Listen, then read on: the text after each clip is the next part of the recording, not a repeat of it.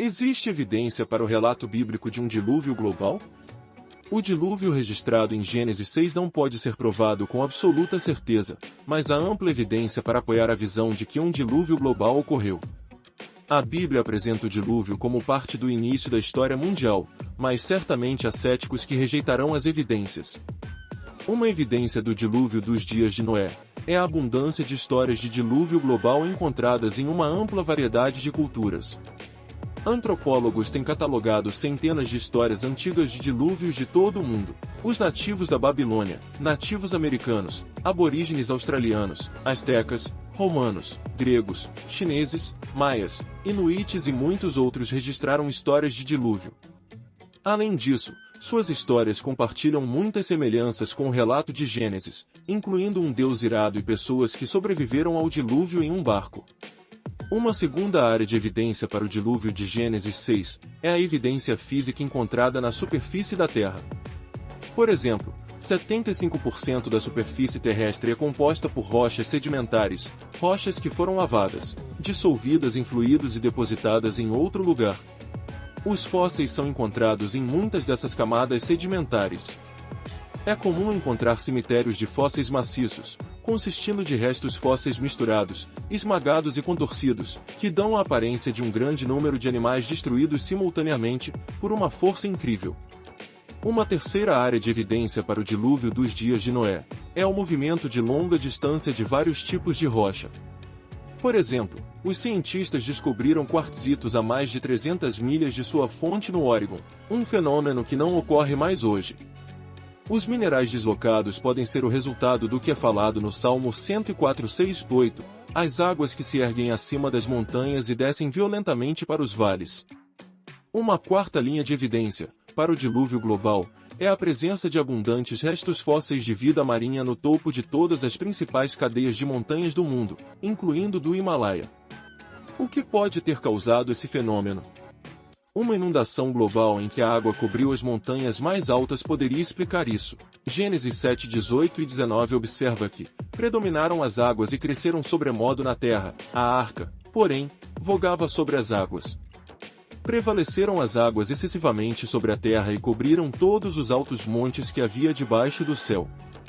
Os cientistas ainda precisam fornecer uma teoria alternativa adequada para a abundância de vida marinha fossilizada em altas altitudes.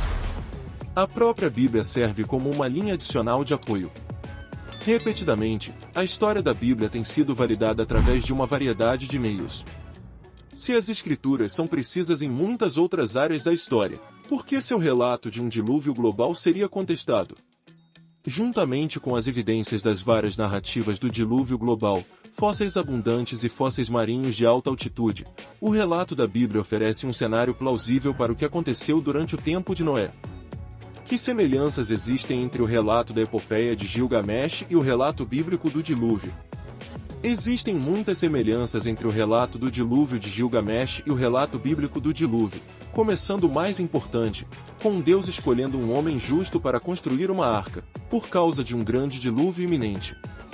Em ambos os relatos, amostras de todas as espécies de animais deveriam estar na arca, e pássaros foram usados após as chuvas para determinar se as águas da enchente haviam baixado em algum lugar, para revelar terra seca.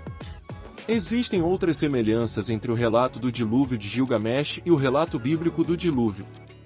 Um ponto importante é que um desastre global de inundação ocorreu nos tempos antigos. Partes da narrativa de Gilgamesh, nas tabuletas da Babilônia, foram encontradas datando de 2000 a.C. Tabuletas contendo a história completa, entretanto, datam de aproximadamente 650 a.C., ou bem depois do relato de Gênesis, de 1450 a 1410 a.C.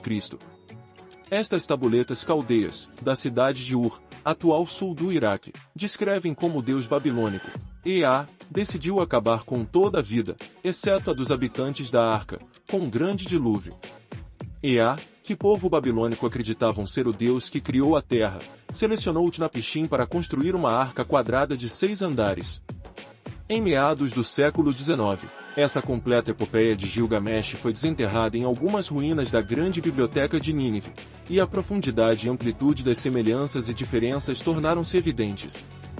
Certamente, Para aqueles que acreditam que a Bíblia é a palavra de Deus, é sensato concluir que ele escolheu preservar o verdadeiro relato da Bíblia, por meio das tradições orais, do seu povo escolhido. Pela providência de Deus, o seu povo manteve esse relato puro e consistente, ao longo dos séculos, até que Moisés finalmente o registrou no livro de Gênesis. Acredita-se que a epopeia de Gilgamesh contenha relatos que foram alterados e embelezados, ao longo dos anos por pessoas que não seguiam o Deus de Abraão, Isaque e Jacó.